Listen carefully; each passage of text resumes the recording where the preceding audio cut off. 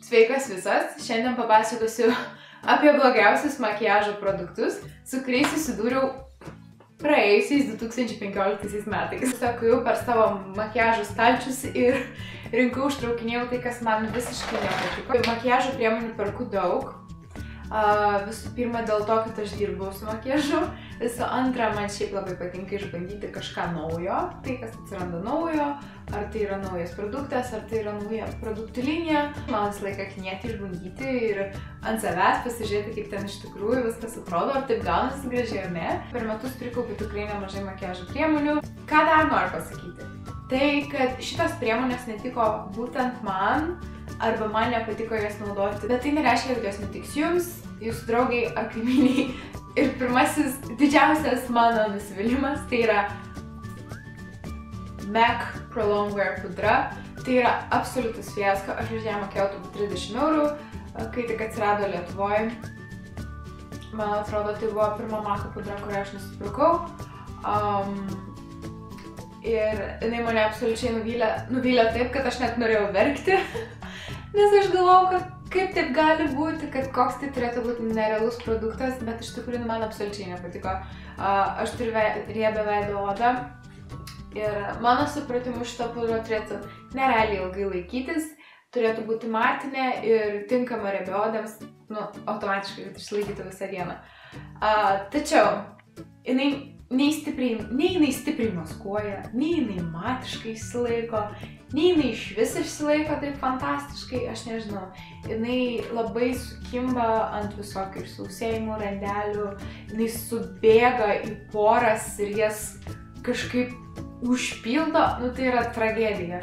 Nežinau, kodėl jie išvis šitą pudrą gamina ar kam jinai yra skirta, bet po jos aš išbandžiau MAC'o Studio Fix Fluid ir ten yra ten yra fantastika, o čia yra paskutinis Š, kuris, aš nežinau, aš jį jau stengiuosi sunaudoti, nežinau kiek laiko ir niekaip nesibaigia. Tai va, čia yra nusivylimas. Tiesą sakant, sausa Pro Longwear pudra irgi yra man nepatinka, jinai negula gražiai ant odos, jinai nepadaro to tokio smooth efekto, žodžiu, yra išvis nežinau. Sekantis mano fail produktas šių metų – Luminous CC kremas. Žinau, kad jis bent jau lietuvių bendruomeniai internetiniai yra žiauriai išgirtas, būtent dėl to aš ir nusipirkau, nes daug merginų labai jį gyrė, koks jisai fainas, kaip jisai gražiai viską ten gerai padaro.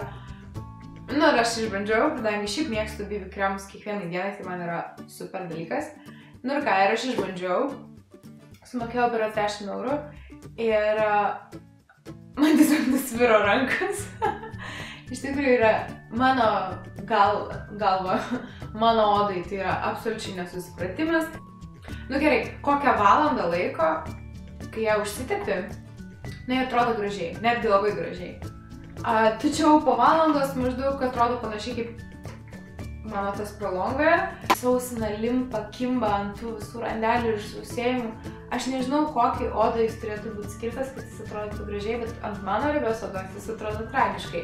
Man atrodo, reikės jį išmesti, nes nieko čia gero mes nesusidraugavom visiškai.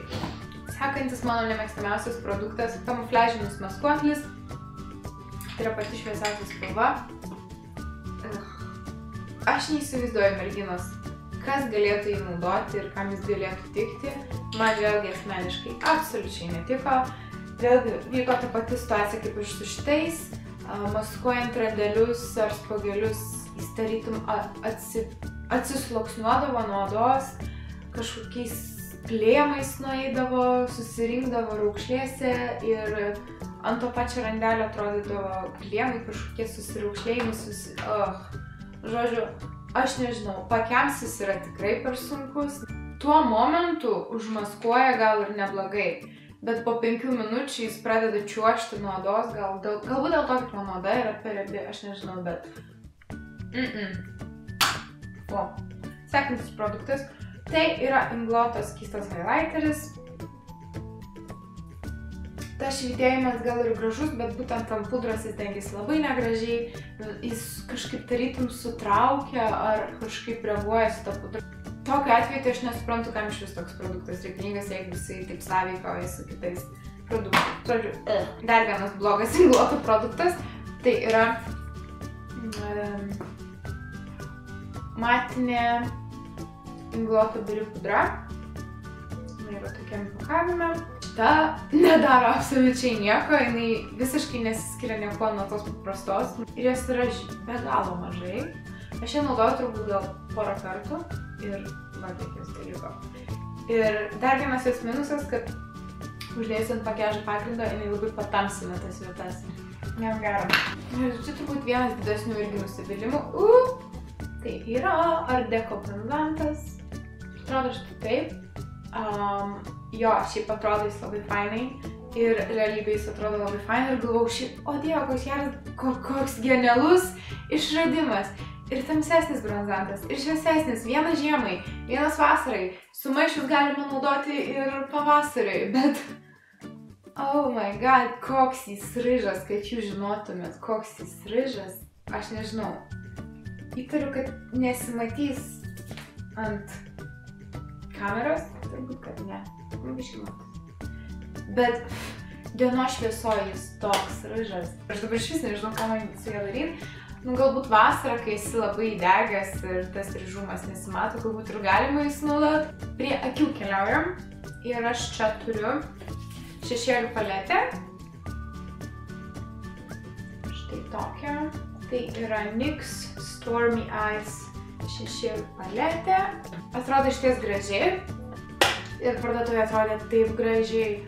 O prabraukus tos šešėlius, jie atrodė tokie sviestiniai ir tokie pigmentuoti, galvoju, va čia tai bus geras. Ir ką aš galvoju, tai aš grįžtu namo ir braukau bandausi tos šešėlius ant rankos ir tai yra visiškas nusivylimas, absoliutus nusivylimas, nes spalvos yra žiauriai miltuotos tiesiog. Kokiais gabalais tai dengiasi, kaip nelygiai dengiasi, pigmentacijos nulis. Šitos paletės kaina yra tikrai nevaikiška.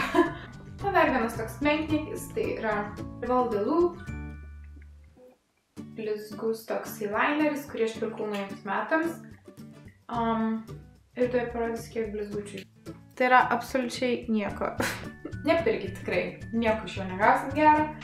Ir paskutinis dalykėlis, kurį pirkau visai neseniai, man atrodo prieš pat naujuosius, tai yra Rimmel tušas Super Volume Curl Mascara. Vienas iš naujesnių jų blakstienų tušų, kuris tarp kitko buvo su nerealia akcija, gal 3 eurai.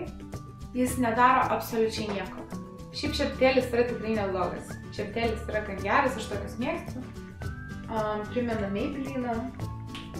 Bet galbūt pati formulė yra, ar tai labai sausa, aš nežinau. Jis absoliučiai nieko nedaro. Tokiu plonu iš sausų sluoksnių padengia tas blakstienas, kad atrodo, kad net nepasidažė absoliučiai. Nežinau, jis užriečia, bet kad neilgina tai tikrai ir netankina irgi tikrai nieko gero. Tai va, parodžiau visus tokius daugmaž produktus, kurie mane tikrai nuvylė 2015 metais ir kuriuo aš tikrai daugiau nepirksiu. O ką jūs manote apie šios produktus? Gal kažką bandėt, gal jums tiko, o gal irgi nepatiko? Ačiū, kad žiūrėjot. Tikiuosi jums patiko tokio tipo video ir susitiksim kitą kartą.